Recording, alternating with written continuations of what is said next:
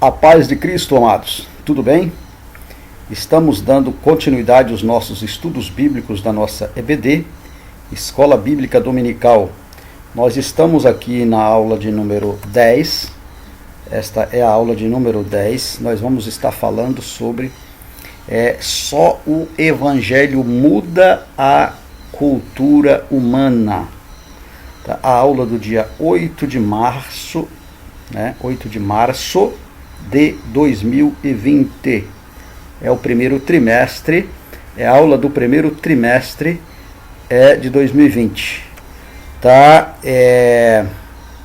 Nós estamos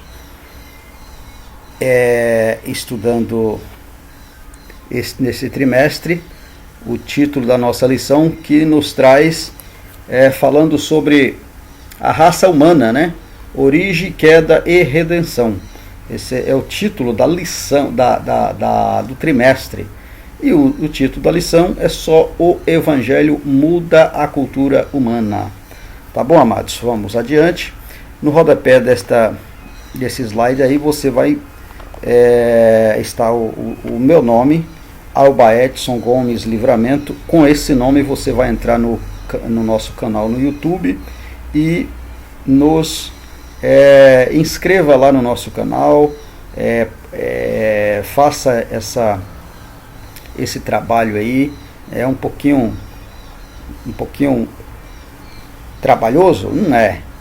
Você pode, com a sua gentileza, nos adicionar para um amigo, inscreva no canal, compartilhe com um amigo, com um irmão em Cristo.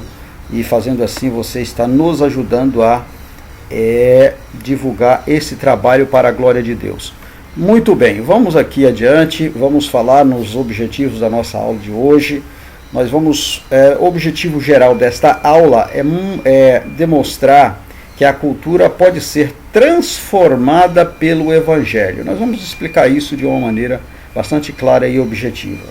Tá? De um determinado hora da lição, isso parece que dá uma pequena contradição quando eu vou tá dizendo que a cultura, o Evangelho transforma a cultura, mas tem um tipo de cultura que não é que o Evangelho não transforma, é que faz parte de uma região, um lugar, tá? Então isso não é mudado, mas a gente vai estar explicando de uma maneira clara e objetiva durante a aula. Fique conosco até o final e você vai entender o que nós vamos estar falando aqui. Muito bem. A primeira definição, nós vamos definir sobre o que é cultura. Vamos descrever uma cultura dominada pela iniquidade. Vamos falar sobre isso. Uma cultura dominada pela iniquidade, e vamos mostrar que o Evangelho transforma a cultura, tá certo? Vamos falar durante a nossa aula aqui, você vai estar entendendo. Muito bem, amados irmãos, vamos adiante. O textuário da nossa lição vai nos dizer o seguinte: porque eles mesmos anunciaram de nós que a entrada que tivemos para convosco, e como dos ídolos vos convertestes a Deus, para servir ao Deus vivo e verdadeiro. Tá? Este versículo é um dos versículos da leitura bíblica em classe. Muito bom. Verdade prática nos diz o seguinte: em consequência do pecado, não há cultura inocente, não há culturas inocentes nem inofensivas, mas todas elas podem ser transformadas pelo Evangelho de Cristo. Tá? Muito bem, amados, aqui nesse versículo nós vemos aqui o apóstolo Paulo escrevendo aos Tessalonicenses, ele dizendo que se nós pegarmos a leitura bíblica em classe, até o capítulo 10, nós vamos entender que o apóstolo Paulo está ali fazendo um elogio, na verdade, naquela carta aos Tessalonicenses. Vamos adiante e nós vamos entender isso, tá certo? Por que esse elogio? Porque eles mesmos, os Tessalonicenses, anunciavam de nós, ou seja, deles, Paulo, Timóteo e Silvano, que eram os três que estiveram, né, pregando, né, o evangelho para os Tessalonicenses. E agora ele escreve uma carta em agradecimento, vendo que eles, os Tessalonicenses, tinham sido convertidos, na verdade, largando seus ídolos e convertendo a Deus. E davam, naquele momento, eles estavam dando testemunho do Deus vivo, do Deus verdadeiro. Então isso é muito gratificante para um semeador, para um evangelista, para alguém que está na obra de Deus, que prega a palavra é aceita, alguém se converte e aquela pessoa começa a dar frutos. Então isso é gratificante para quem semeia, porque eu costumo dizer que ninguém ganha uma alma sozinho.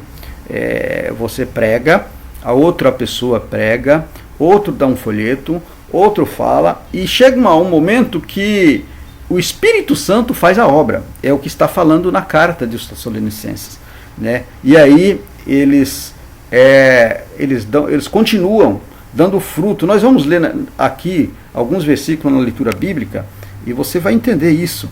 E aí ele diz que, na verdade, o Evangelho transforma. O Evangelho transforma. O Evangelho ele é poderoso para transformar, né, qualquer situação. Louvado seja o nome do Senhor. Muito bem, vamos adiante. Pois aqui na leitura bíblica em classe eu costumo não ler, não. Mas eu vou ler aqui apenas uns 3 versículos. A leitura está no livro de 1 aos Tessalonicenses, capítulo 1, do versículo 1 ao 10. Então o apóstolo Paulo começa aqui dizendo à igreja de Tessalonicenses, ele diz o seguinte: Paulo e Silvano e Timóteo, a igreja, ou seja, eles três escrevem a igreja de Tessalonicenses, em Deus, o Pai de nosso Senhor Jesus Cristo, graça e paz tenho de Deus, nosso Pai, de nosso Senhor Jesus Cristo. Aí ele continua no versículo 2, ele diz assim, olha, sempre damos graças a Deus por vós todos, fazendo menção de vós em nossas orações, lembrando-nos sem cessar da obra da vossa fé, do trabalho, do amor e da paciência, da esperança de nosso Senhor Jesus Cristo diante de nosso Deus e Pai. Sabendo, amados irmãos, que a vossa eleição é de Deus. Olha o versículo 5, que maravilha. Porque o nosso evangelho não foi a vós somente de palavras, mas também em poder e no Espírito Santo e em muita certeza, como bem sabeis, quais foram entre vós por amor de vós. Ao versículo 6. E vós fostes feitos somente imitadores, vós fostes feitos nossos imitadores e do Senhor, recebendo a palavra com muita tribulação, com gozo do Espírito Santo. Louvado seja o nome do Senhor. Então o apóstolo Paulo está falando aqui, dando testemunho dos Tessalonicenses. Aí no versículo de número 9, ele diz assim, porque eles quem? Eles, os Tessalonicenses, eles mesmos anunciam de nós, dos 3 apóstolos, anunciam de nós qual a entrada que tivemos para convosco. E como dos ídolos fostes convertidos. Então, os Tessalonicenses, eles falam da pregação do Evangelho, da semente da palavra e do trabalho dos 3 apóstolos, apóstolo Paulo, Silvano e Timóteo. Eles dizem assim que eles, os Tessalonicenses, eles testemunham e falam constantemente como que eles foram libertos dos ídolos e eles se converteram a Deus para servir ao Deus vivo e verdadeiro. Então, isso é interessantíssimo, é importante, amados, um testemunho desse, alguém dá testemunho de uma outra pessoa. Louvado seja o nome do Senhor. Isso é muito importantíssimo. Então, ele no versículo de número 7, de número 8, o apóstolo Paulo chega a falar que eles estavam fundamentados numa fé verdadeira, que eles estavam ao ponto que não necessitava mais nem deles falar coisa alguma do evangelho para eles, né? Ou seja, eles estavam fundamentados, né? Uma vez o evangelho foi pregado para eles, Tessalonicenses, ao ponto deles entenderem, se converterem a Deus, ao Deus vivo e verdadeiro, ao ponto de eles abandonarem as suas práticas, e aí sim o evangelho converte, né? Abandona as práticas, abandona a servir os ídolos, e aí eles para servir o Deus verdadeiro. Então, e este poder o evangelho faz, o evangelho tem para fazer. Louvado seja o nome do Senhor. Vamos adiante. A introdução da nossa lição vai nos dizer aqui que nesta lição estudaremos a cultura humana através do prisma da Bíblia Sagrada.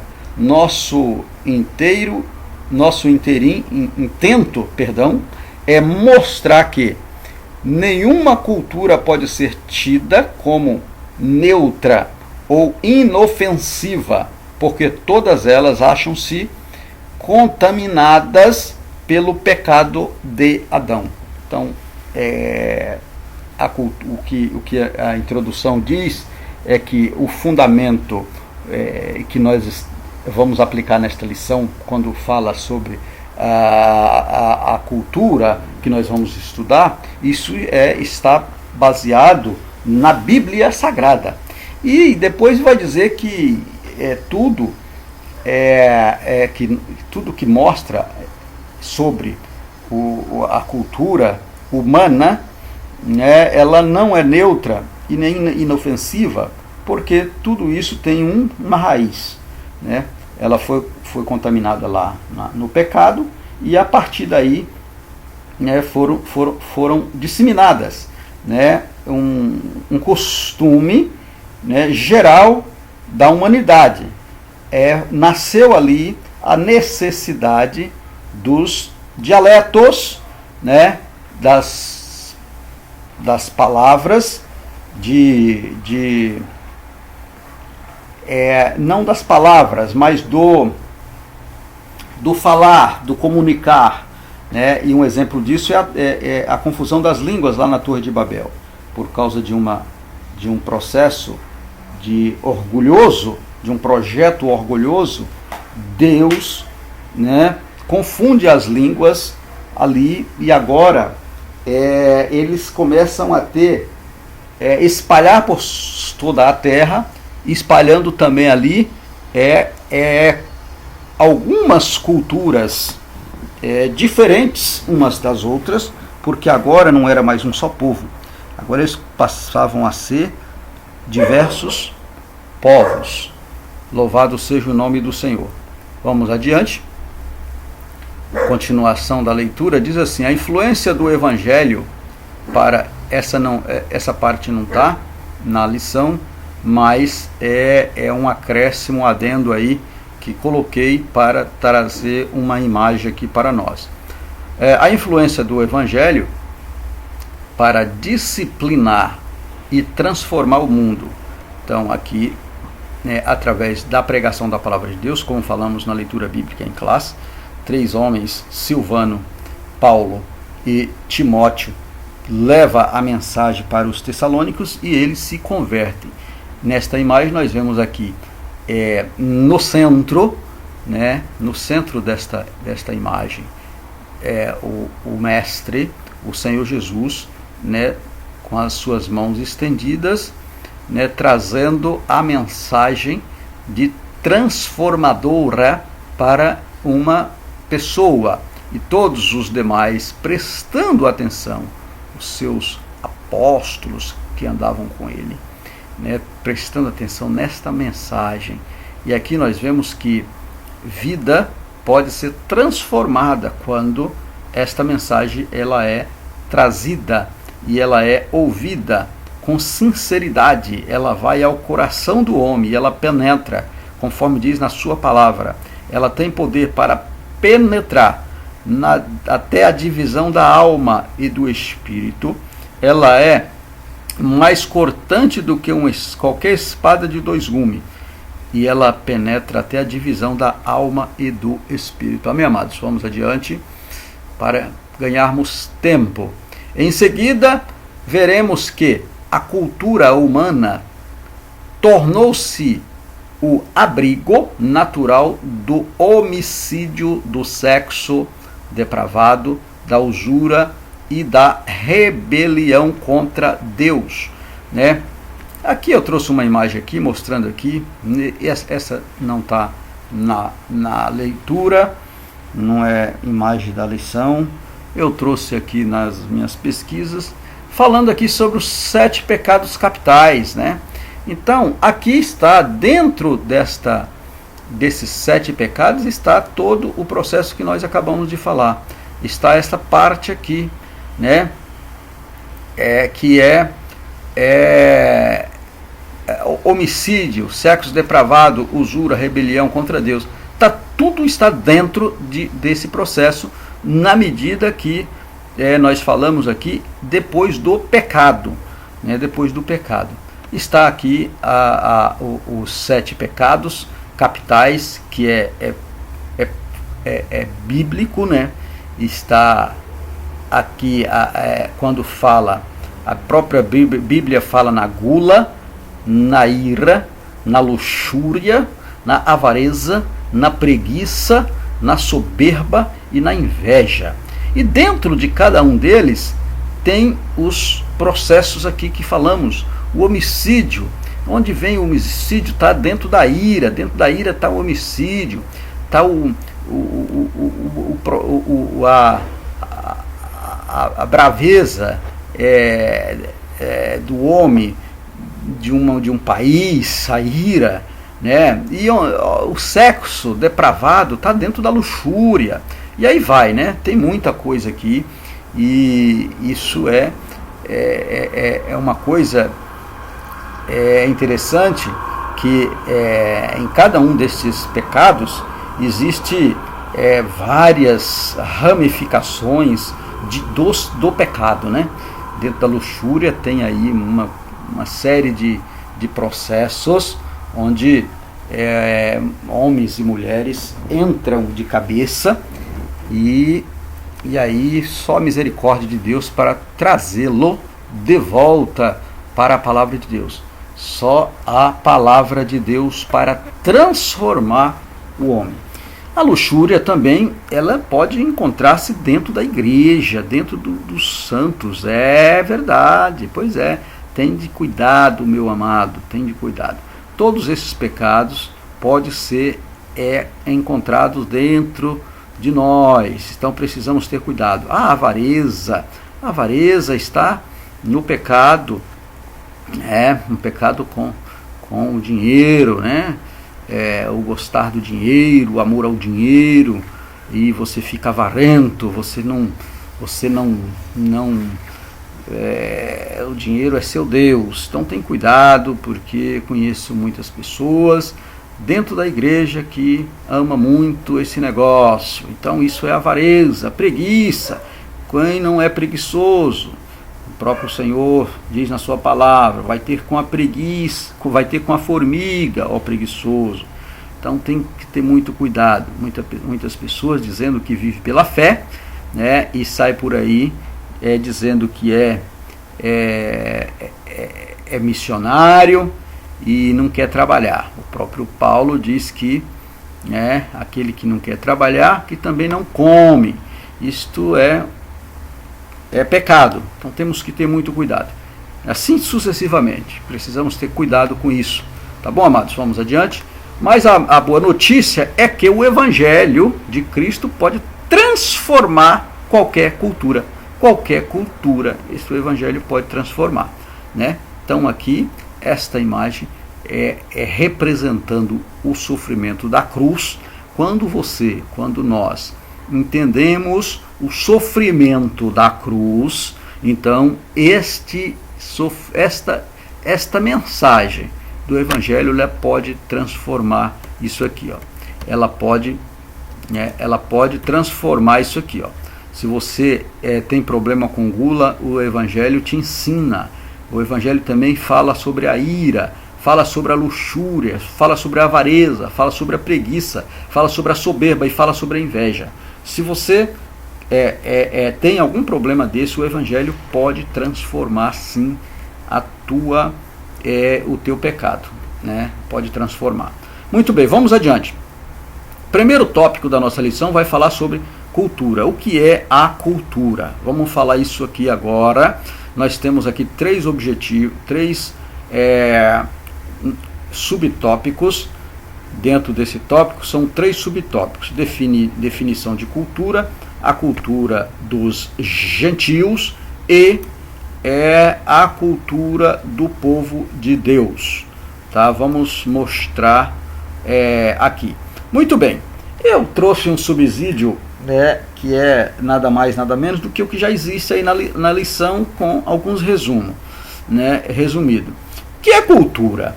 Muito bem, cultura refere-se aos costumes e produtos sociais inventados pelos seres humanos e refletindo suas crenças e valores. Segundo interpretada nos dias de hoje, a cultura é caracterizada pela arte, hábitos e comportamento de um grupo social. Então, muito bem. Então, se a gente formos fazer um resumo sobre cultura, cultura é isso. A gente vai falar de uma maneira mais técnica e explicar um pouco mais sobre isso. Mas, de uma maneira geral, é isso. Ela refere-se aos costumes e produtos social inventados pelo ser humano. Refere a isso. O que é isso, irmão Edson? Então, você está num determinado lugar, lá existe um costume da pessoa até de servir a Deus, né? Se você vai estar na África, o costume da África de servir a Deus, as roupas que eles usam é diferente daqui no Brasil, e até dentro do Brasil tem costumes diferentes de determinados lugares para outro. Então, isso, amados irmãos, são costumes. Isso não é mudado. Isso não é mudado. Porque se eu saio daqui para eu ir evangelizar a África, chegando na África, eu não tenho o costume de lá, então não consigo me adaptar ao costume da África, né? Então, e vice-versa. Até tentamos, mas não conseguimos. Então, isso são produtos sociais inventados pelo homem. Por quê? Porque determinado local tem um valor, né? Eles trazem esse costume, e isso não muda a sua crença. Esse processo não muda a sua crença, o seu valor, o valor da sua crença para com Deus. Tá? Então, isso são hábitos, né, comportamentais de grupos sociais, de grupo. Tá? Então, isso é uma definição por alto sobre cultura. Mas vamos definir aqui. Então, na definição cultura, vamos dizer o seguinte: no princípio, a cultura tinha a ver apenas com o cultivo da terra, visando a produção de alimentos. Você vai ver isso no Gênesis capítulo 4 e o versículo 2, quando o Senhor Jesus dá ordem para Adão para que ele cuide e cultive a terra. Depois passou a ser considerada como a soma de todas as realizações humanas, espirituais, intelectuais e materiais. Pois é. Então aqui, semelhante tarefa foi considerada enfadonha por Salomão. Então, quando Salomão fala no Eclesiastes, do capítulo 1 capítulo 1, versículo 1 ao 13, né, e os 3 primeiros versículos, ele diz que ele fala assim: palavra do pregador, filho de Davi, rei de Judá, vaidade de vaidades. Diz o pregador, vaidade de vaidades. E tudo é tudo vaidade. Que vantagem tem o homem de todo o seu trabalho que ele faz debaixo do sol? Ele faz esta pergunta. E dá continuidade aqui. E lá no versículo 13 ele diz assim, olha: e apliquei o meu coração a esquadrinhar e a informar-me com sabedoria de tudo quanto sucede debaixo do céu. Essa enfadonha ocupação deu Deus aos filhos dos homens para nela os exercer. Então ele começa a trazer um resumo de tudo que passava, de todo o circuito humano, e ele chega numa conclusão que tudo é vaidade, que tudo não passa de vaidade, e que tudo são transformador, que tudo não passa de uma situação corriqueira. E ele começa a dizer: atentei, versículo 14, que não está na lição, mas eu achei importante colocar. E o versículo 14 diz assim, olha: atentei para todas as obras que se fazem debaixo do sol, e eis que tudo era vaidade e aflição de espírito, né? Ou seja, são situações criadas, como fala aqui na lição, são situações criadas pelo homem, e que não passa de ser de costumes, de vaidades inventadas para a sobrevivência aqui na Terra, aqui. Mas quando nós formos arrebatados, nós não precisamos mais disso. Louvado seja o nome do Senhor. Por isso, o Evangelho ele tem poder para transformar estas coisas que precisamos para a convivência aqui na Terra, né? E aí vem o poder do Evangelho para transformar, né? Olha, a cultura pode ser definida também pela maneira como uma nação encara as demandas e reivindicações divinas. Levítico capítulo 20, versículo 2. Pois é, e nós vamos ver lá em Levítico, nós vemos que a Páscoa judaica tinha um modelo de cultura de ser celebrada. E a Páscoa cristã tem outro modelo cultural de ser celebrada. Mas nem por esse motivo eles estão deixando de servir ao Deus vivo, todo-poderoso e verdadeiro. Tá certo? São modelos culturais de regiões, né? Mas o processo de servir a Deus são iguais, tá certo? Ó, na Páscoa judaica é considerado, olha, Deus e o povo de Deus e o povo de Israel, né? Deus e o povo de Israel. a libertação de Israel do Egito. Então, o que é a Páscoa? É a libertação. Vemos lá no capítulo 12, a partir do primeiro versículo do livro do Êxodo. Então, representa aqui a livramento, né? O livramento do povo de Deus do Egito.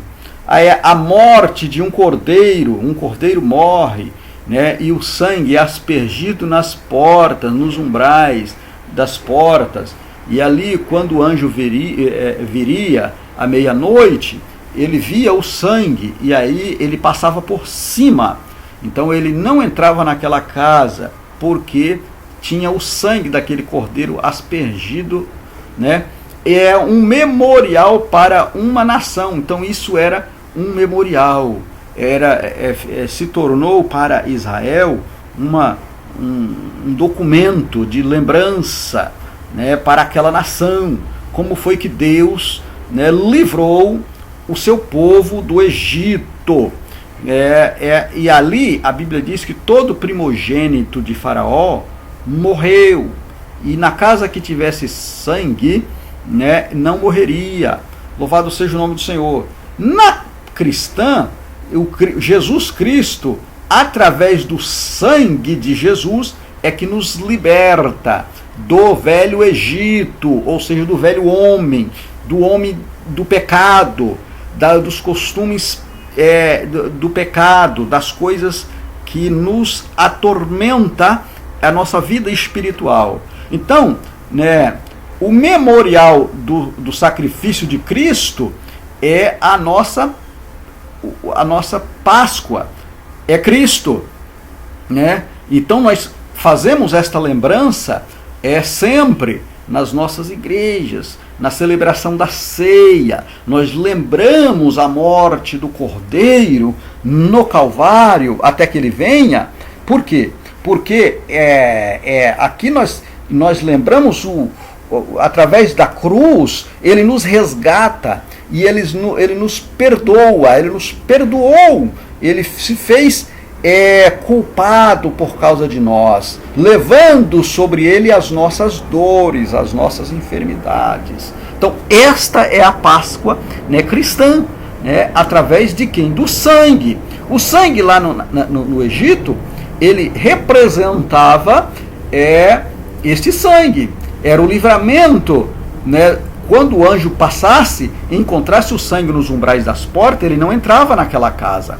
Aqui o cordeiro foi morto para também livrar, através do sangue, ele deu o seu sangue. Louvado seja o nome do Senhor. E todo aquele que nele crê não pereça. A Bíblia, ele mesmo diz, mas tenha a vida eterna. Então, somos livres do pecado, somos livres da morte eterna, somos livres da morte, né, da morte espiritual, porque o Cordeiro está conosco. Liberta, a libertação, aqui ó, é a libertação do pecado. Então a Páscoa cristã, ela nos liberta do pecado. Então o Deus do cristão, da Páscoa cristã, este Deus é todo e toda a humanidade. Não? Então não foi só para Israel, não é só para Israel. Então aqui entrou também o gentio e o grego. Louvado seja o nome do Senhor. Por quê? É todo aquele que nele crê. Então é toda a humanidade. Lá foi para o povo de Israel. A Páscoa judaica foi celebrada para Israel. Foi para Israel. E então tinha todo um processo para Israel. Aqui, a Páscoa cristã é para toda a humanidade. Toda a humanidade. Não só para Israel, mas para toda a humanidade. Louvado seja o nome do Senhor. Então, isso era a cultura da época, amados. Vamos adiante. Cultura dos gentios. Então, vamos falar aqui sobre a cultura dos gentios. Por haver perdido o verdadeiro conhecimento de Deus, que lhes havia transmitido o patriarca Noé, logo após o dilúvio, os seres humanos passaram a adorar a criatura em lugar do Criador. Romanos capítulo 1, versículo 18 ao 25. Aconselho que você leia. E a partir daí, puseram-se a imaginar coisas vãs e soberbas. Gênesis capítulo 11, versículo 6. Aqui fala sobre a torre, o orgulho que eles imaginavam lá sobre a Torre de Babel. Tá certo? Também aconselho que você leia. Salmo, capítulo 2, Salmo de número 2, versículo 1, também uma referência bíblica. Hoje, a antropologia cultural vê como meros fenômenos sociológicos e culturais a prostituição, o homicídio, a corrupção e até mesmo o infanticídio. Muito bem, 2 Reis, capítulo 23, versículo 7, pode buscar esta referência. Levítico, capítulo 20, versículo do 1 ao 5, e Esdras, capítulo 9, versículo 11. Muito bem, ou melhor, capítulo 9 ao capítulo 11, tá certo? Não é capítulo 9, versículo 11, é do capítulo 9 ao capítulo 11, para ler, são 9, 10, 11, são 2 capítulos aqui falando sobre este processo aqui da antropologia cultural da época, tá bom? Vamos adiante, vamos falar aqui sobre antropologia, para a gente entender o que é isso aqui. Está dizendo que hoje a antropologia cultural vê como meros fenômenos sociológicos e culturais. Ele vê o que eles vê? Ele vê a prostituição, o homicídio e a corrupção e até mesmo o infanticídio, uma coisa normal. Vamos entender o que é isso. Vamos entender o que é antropologia cultural. Olha, a antropologia cultural, essa parte também não está na leitura, tá? Isso é um adendo ou um adicional que eu trouxe para a nossa aula. Então, a antropologia cultural, ou seja, o que é isso? Um dos 4 grandes ramos da antropologia geral é a ciência, que estuda o homem e a humanidade de forma integral junto.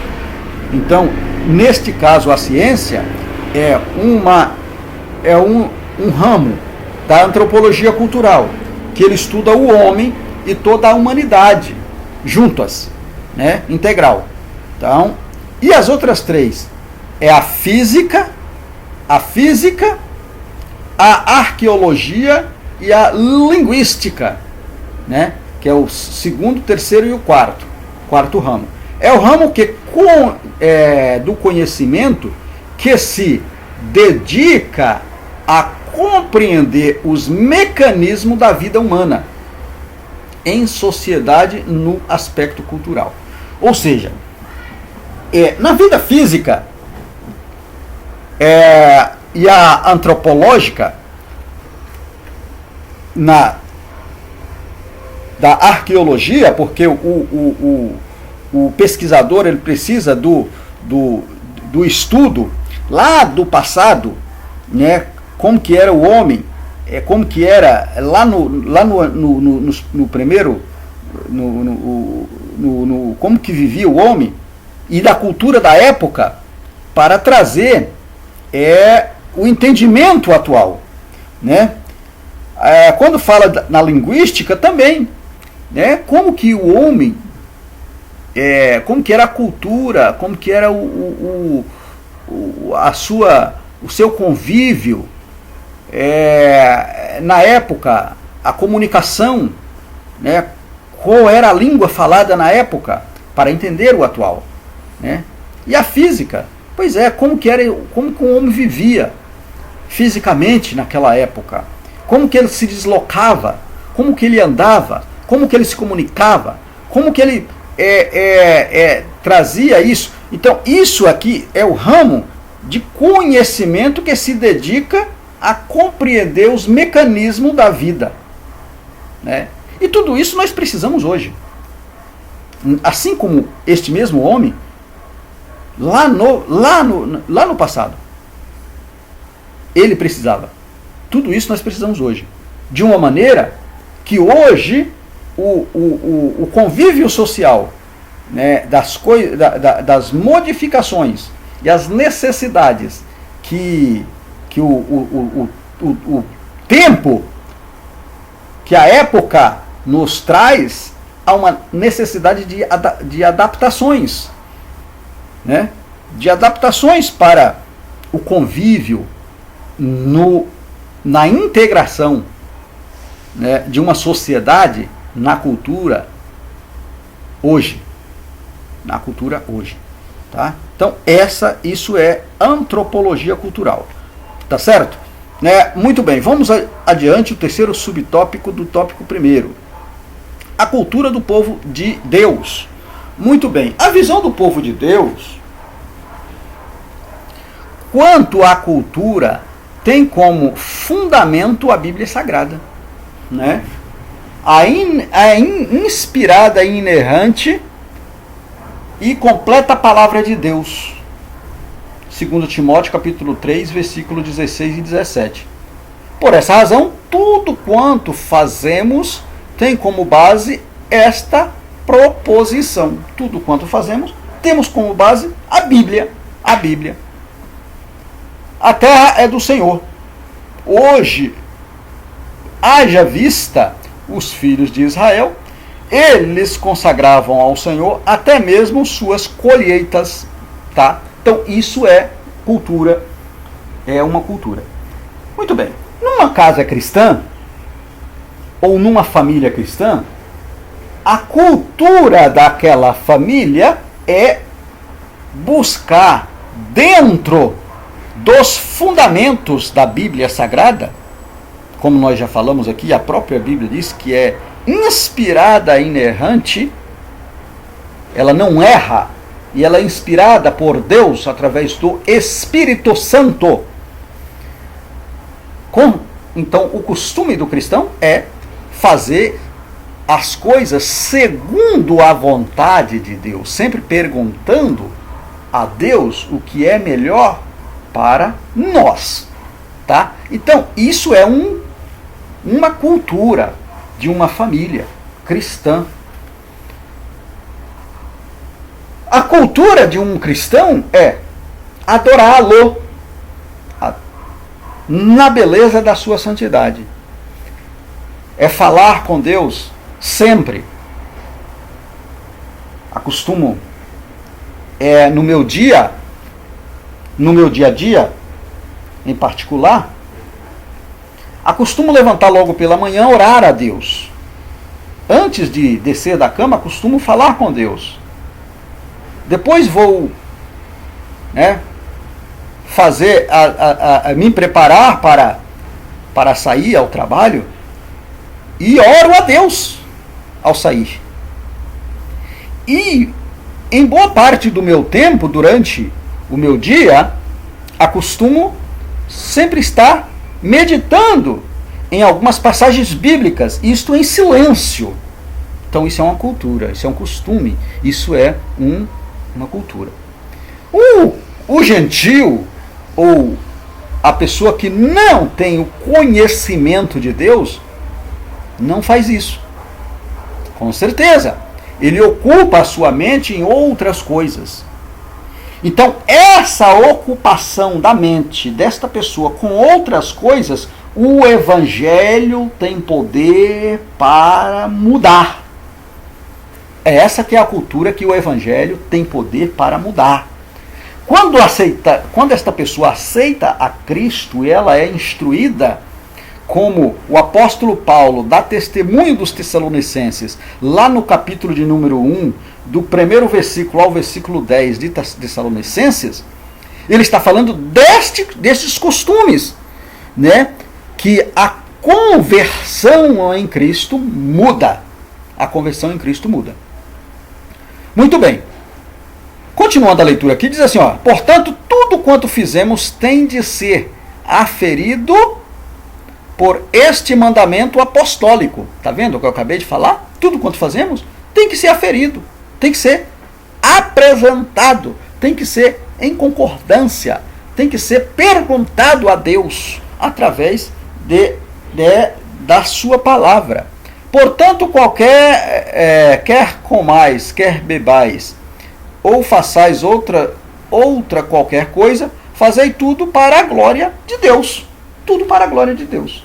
Então, este é o costume cristão. Tá bom? Tópico 2. Uma cultura dominada pela iniquidade. Vamos entender isso aqui.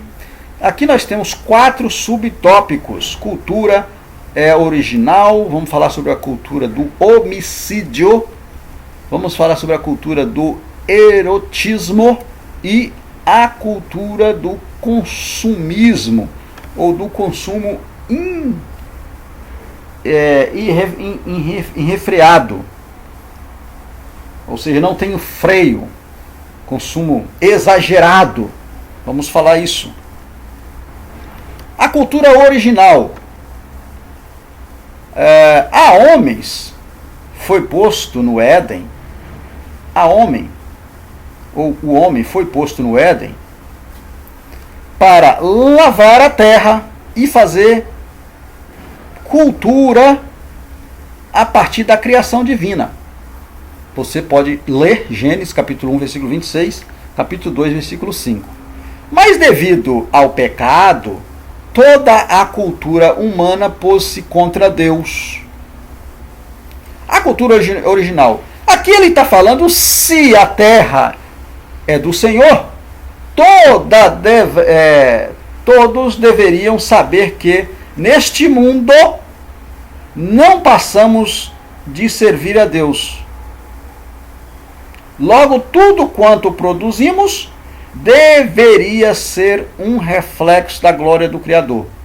Se não tivéssemos caído em pecado, nossa cultura seria uma extensão da divina. Mas por causa da queda, a humanidade passou a trabalhar contra Deus. Já vimos estas passagens, isto em outras aulas, não vamos comentar muito aqui. Mas aqui está dizendo, se o homem não estivesse caído, teríamos uma cultura original, ou algo que só agradava a Deus. Não é o caso nosso, da humanidade. Não. Então vamos para o próximo tópico, subtópico, e vamos entender isso aqui. A cultura do homicídio. Pois é, esta cultura é o seguinte, amados. Vamos ler aqui, e eu quero falar aqui algo muito importante, que talvez possa até causar alguma polêmica, mas é algo que precisamos saber. Cultura do homicídio. Como resultado da apostasia de Adão, o homicídio é rapidamente incorporado na cultura humana. Sabemos o que aconteceu lá com o seu filho, né, Caim, que mata o seu irmão. Haja vista que Lameque também, né, matou duas pessoas porque pisou no seu pé. Tá? Então é um processo. Haja vista que Lameque, para celebrar a morte de 2 homens, escreveu um poema à sua esposa. Tá?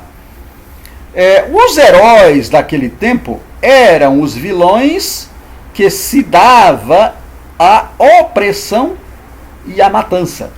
Hoje vemos aqueles dias replicarem-se em todos os segmentos sociais ou da sociedade. A cultura da morte não mudou.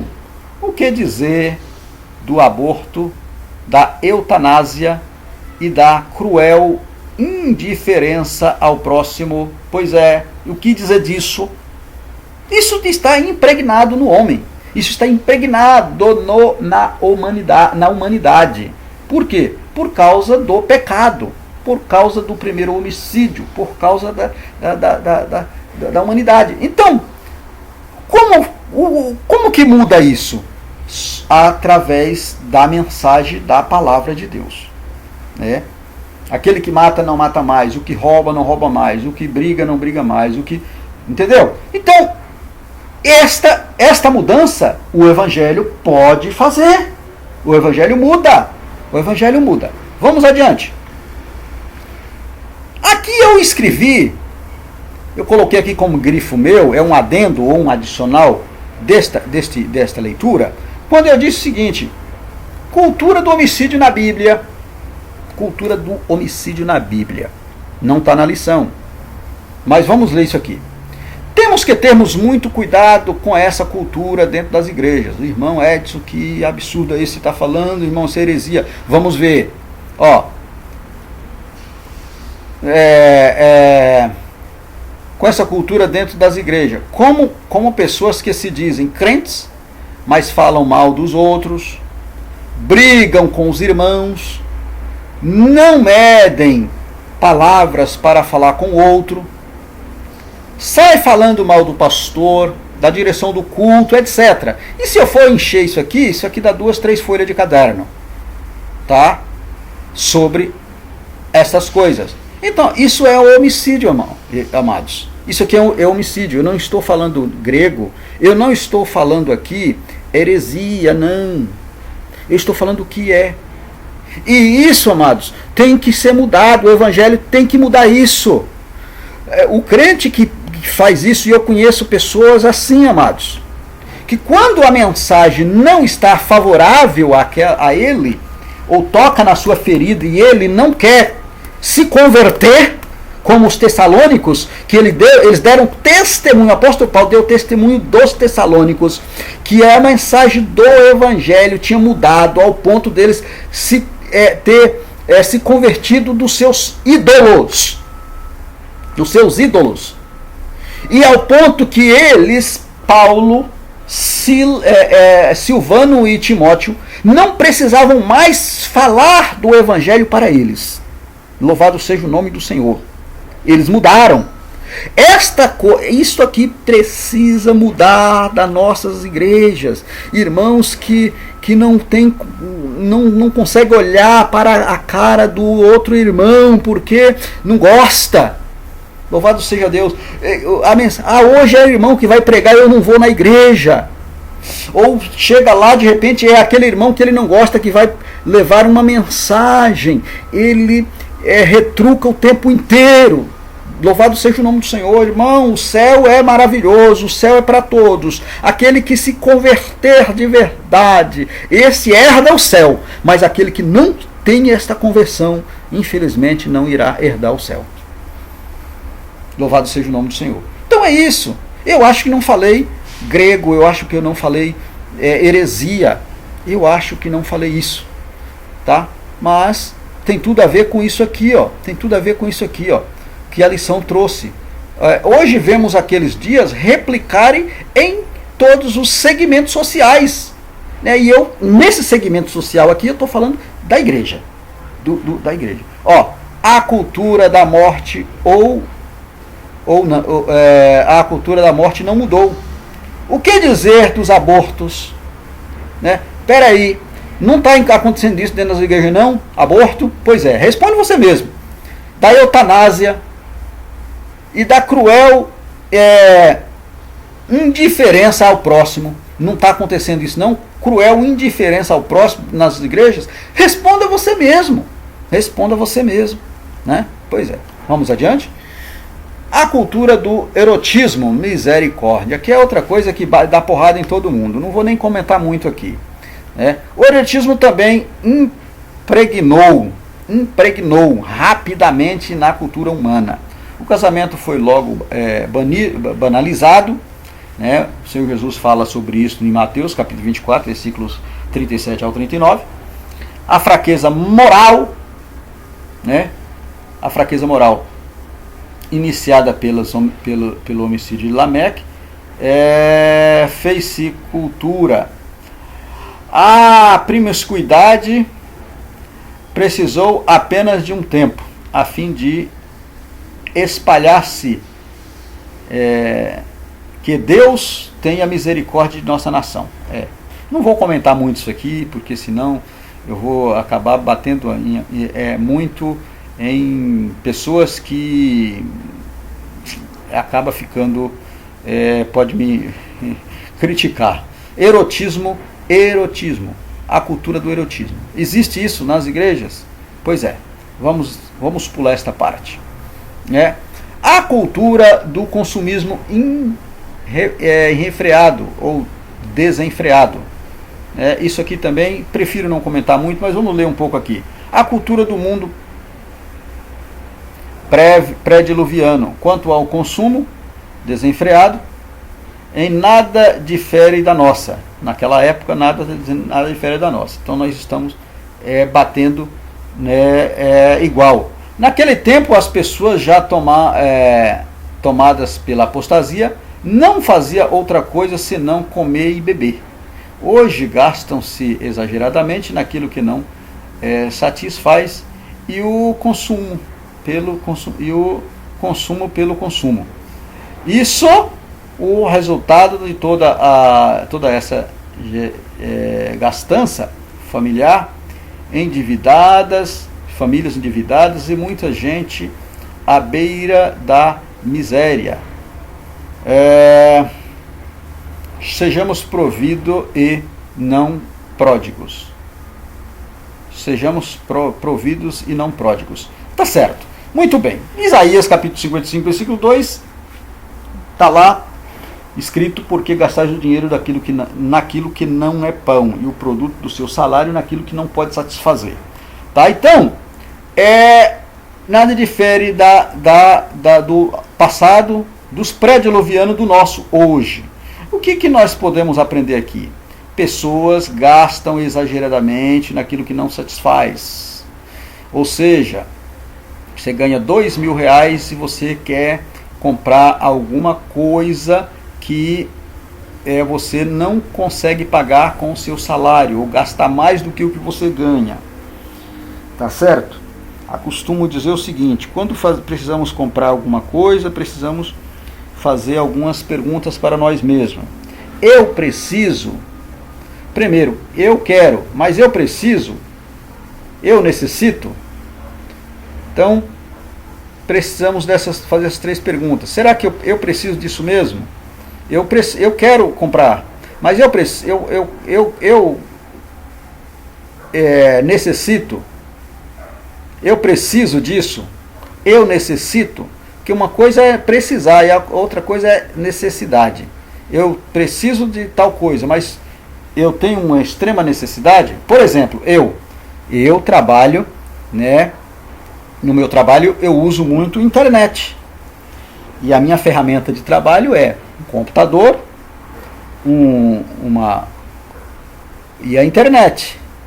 Então, sem internet eu não trabalho. Então é uma necessidade. Eu preciso ter a internet para que eu venha a desenvolver o meu trabalho. Se eu ficar sem a internet, eu não consigo trabalhar. Então é algo de necessidade. Então é necessário. E, além de eu precisar, é necessário. Agora, digamos que eu não trabalhasse com isso.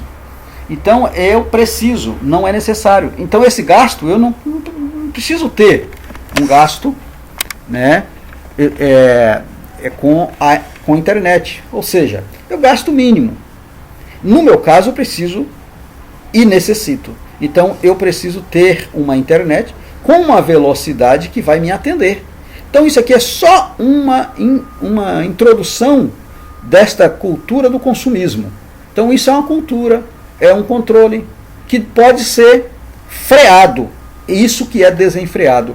Quando o evangelho muda, né? Só o evangelho. Não, aqui às vezes precisa de vergonha também na cara das pessoas, né? Mas o evangelho muda, ele ensina.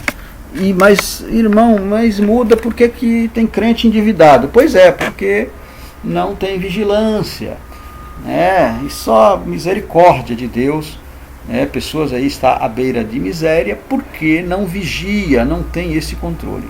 Tá certo? Vamos adiante. Terceiro tópico. O evangelho transforma a cultura. Aqui é praticamente uma sequência daquele. Jesus nasceu em que cultura? O evangelho transforma a cultura. E aqui acabou ficando um terceiro sem colocar. A gente vai comentar ele sim.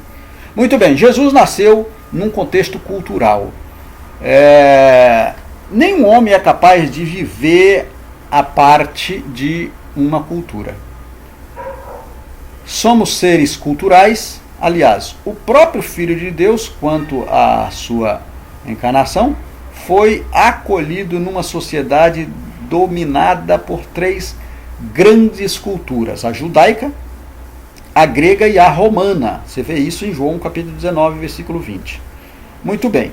Todavia, a sua mensagem transformou milhões de pessoas oriundas de todas as culturas do mundo, conduzindo-as a viver num só corpo. Romanos capítulo 10, versículo 12. Vamos ver o que é isso. Transforma o Evangelho. O Evangelho transforma. Conquanto não nos seja possível converter todas as sociedades, podemos influenciá-la com a mensagem do Evangelho. Tá? Então, se eu não posso converter toda uma sociedade, eu posso influenciar com a mensagem do Evangelho. Haja vista que aconteceu em Éfeso. Durante a terceira viagem missionária de Paulo, quando praticantes da artes mágica queimavam seus livros em público. Os livros de Paulo em público. Por quê? Porque se converteu. Queimavam seus livros em público. Atos dos Apóstolos, capítulo de número 19, versículo 9. Vamos ler? Vamos ler.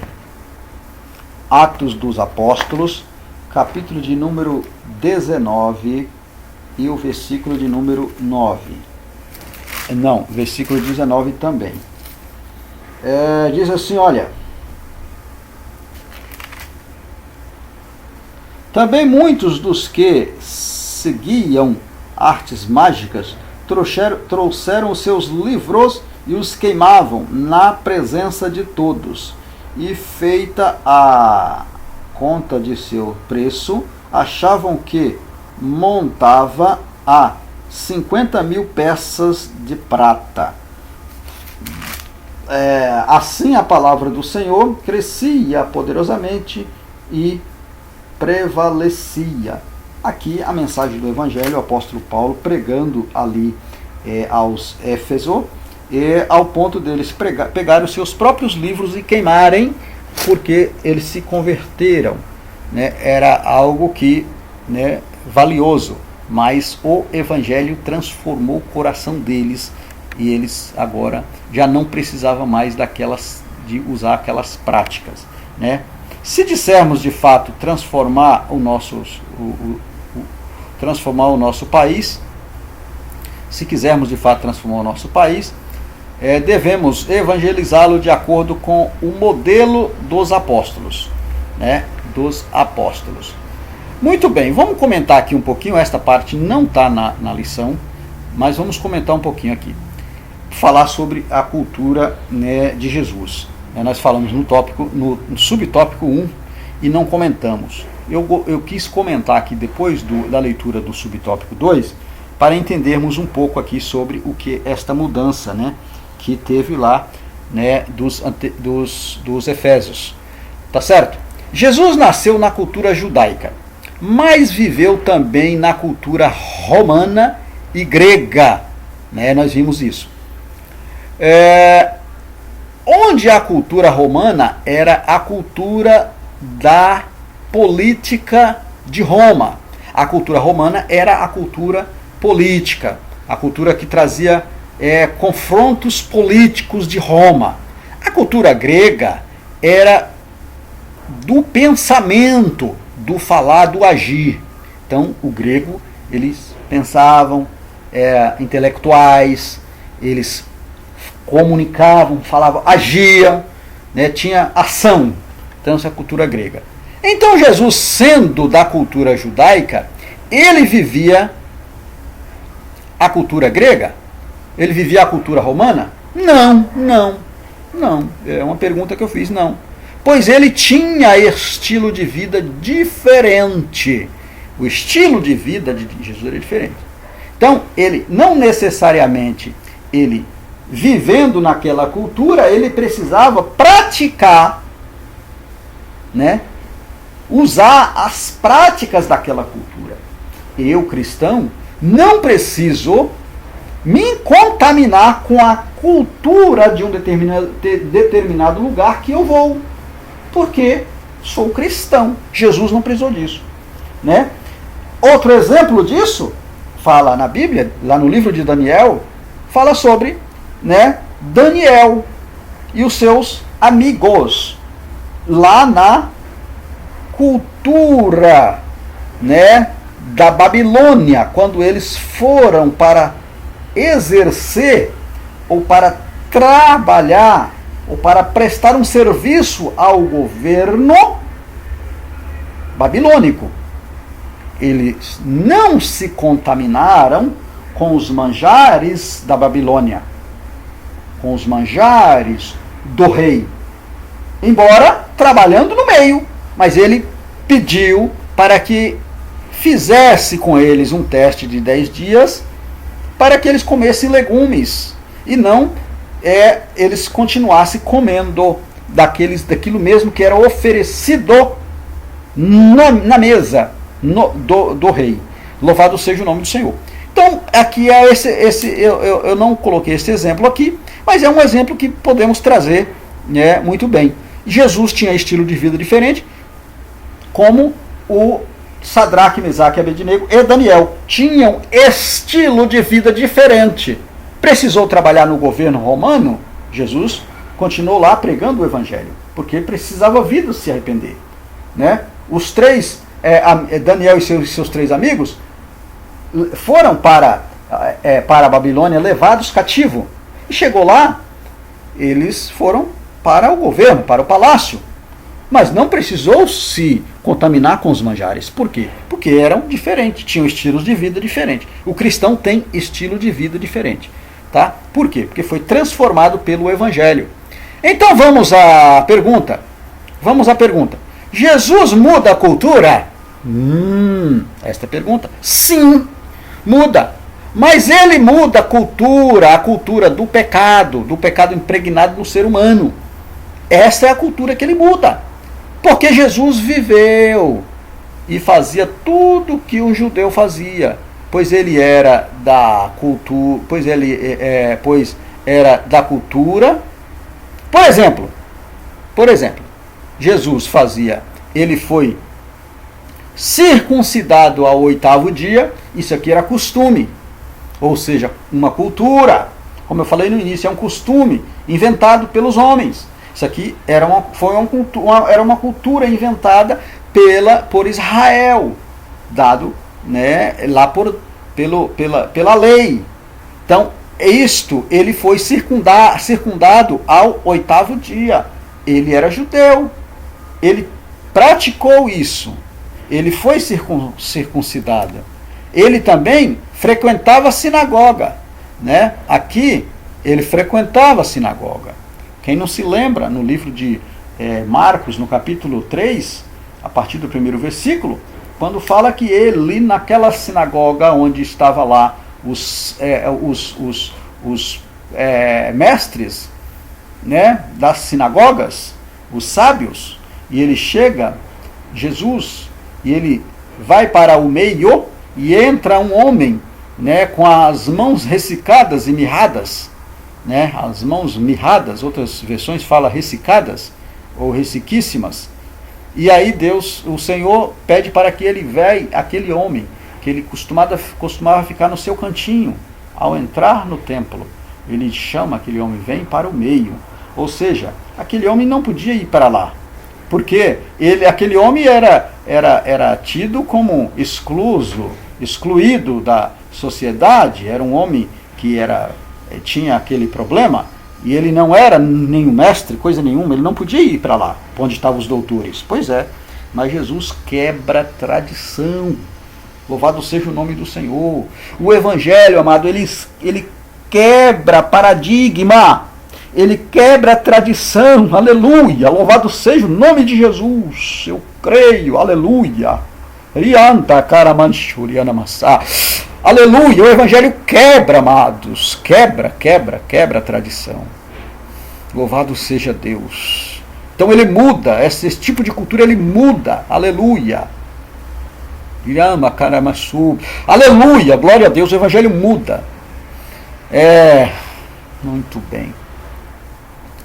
Observava a lei, Jesus observava a lei, né? Ele observava a lei. Então a lei, ele diz, olha, eu não vim para banir, não quero banir a lei não, eu vim para cumpri-la, louvado seja Deus, cumpri-la. Viu, amados? Então, ele viveu, ele era judeu, ele tinha tudo isso, ele frequentava a sinagoga, ele ia, amados irmãos, ele foi circuncidado, ele frequentava a sinagoga, mas ele observava a lei, ele cumpria, mas ele fazia a vontade do Pai, louvado seja o nome do Senhor, aleluia. Pois é, amados, é isso, tá bom? Esse foi um adendo que eu trouxe para nós. Muito bem. Perdão aí, acho que eu acabei fui tomado aqui pelo Espírito, graças a Deus. Isso é muito bom. Glória a Deus. Aleluia. Muito bem. Os crentes de Corinto, um exemplo da influência do Evangelho. Falamos isso aqui, comentamos, né? Já. Mas vamos falar um pouco aqui. Corinto era uma das cidades mais pecaminosas do período. Pecaminosas, quando fala aqui, a leitura fala em promíscua, é pecado. Mais promíscua no período do Novo Testamento. Não obstante, Paulo, ao levar-lhe o Evangelho, resgatou preciosas almas aprisionadas a um contexto moralmente doentio. 1 aos Coríntios, capítulo 5, versículo capítulo 5, versículo 11. Versículo 11. Deixa eu ver aqui. Essa parte aqui eu acrescentei. Que é a referência bíblica aí, acho que é o capítulo 6, versículo 19 ao 11, mas eu acabei acrescentando esse aí. Mas vamos ler isso aqui. 1 aos Coríntios, capítulo 5, e o versículo de número... É o versículo, capítulo 5, versículo 1. Né? É o versículo 1. Não é o 11, perdão aí, tá? Você pode ler o versículo 1. Diz assim, ó.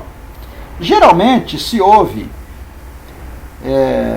que há entre vós fornicações e fornicações, ou fornicação e fornicação, tal qual nem ainda entre os gentios, como é haver quem abuse da mulher de seu pai. Isso aqui estava acontecendo em Coríntios, viu? Homens fazendo sexo com a sua madrastra, com a mulher do seu pai, ou seja, não era filha, não era mãe dele, era madrasta. Isso chamava-se fornicação. E o apóstolo Paulo diz assim, olha, isso não deveria ou não deve acontecer nem entre os gentios, está acontecendo no meio de vocês. Tá certo? Então, isso o evangelho muda. Isso são práticas. Isso o evangelho muda. Sem dizer, olha, apesar de seus graves problemas, a igreja de Coríntio tinha todos os dons espirituais. Como é que pode um negócio desse? Pois é, meu amado, pois é. Está na Bíblia. 1 Coríntios, capítulo 1, versículo 7. Era uma igreja que tinha os 9 dons espirituais, todos os dons espirituais. A igreja de Coríntios tinha, mas tinha essas práticas errôneas, essas práticas pecaminosas. E o evangelho cura, o evangelho liberta, o evangelho muda estas práticas. Louvado seja o nome do Senhor. O mais importante, porém, é que os seus membros dantes escravizados por Satanás eram agora chamados de santos por Jesus. Misericórdia. Pois é, Jesus chamou estes homens de santos.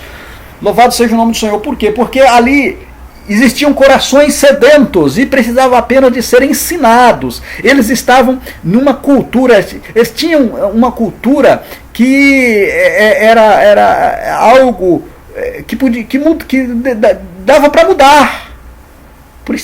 Dava para mudar. E quando eles receberam ali o Evangelho, eles foram mudados. O Evangelho muda. Muito bem, vamos concluir a nossa lição dizendo o seguinte: a cultura atual em nada difere da pré-diluviana. Pois é, nada. Infelizmente, estamos vivendo os dias de Noé.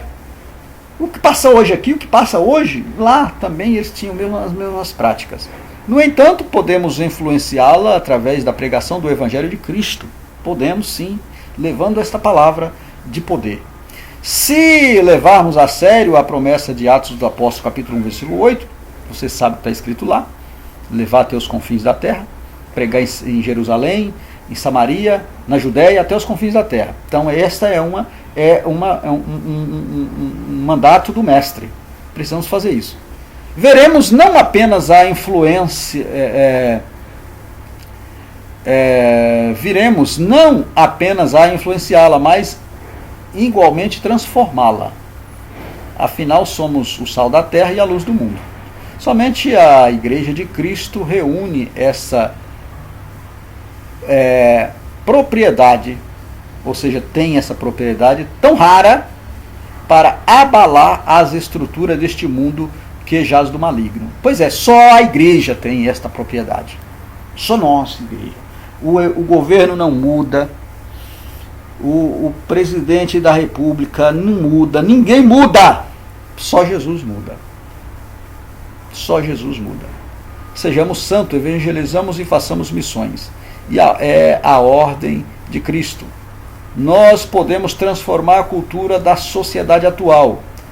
Como fez o apóstolo Paulo em Tessalônica.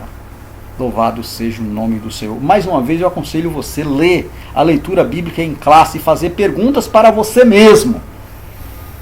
Leia a leitura bíblica em classe, 1 Tessalonicenses, capítulo 1, versículo 1 ao versículo 10. Pelo menos, se não quiser ler o capítulo 1 todo, lê pelo menos do 1 ao 10. E você vai ver que maravilha. O Evangelho muda, irmão. O Evangelho muda. O Evangelho transforma. Louvado seja o nome do Senhor. Agradecemos desde já a sua paciência de ter ficado conosco aqui, assistindo esta videoaula. Se não der tempo você assistir de uma primeira vez, faça isso de 2, de 3 vezes. Mas faça, porque ela é edificante. Amém? Que Deus em Cristo nos abençoe e até a próxima aula, se o Senhor assim nos permitir. Amém, amados.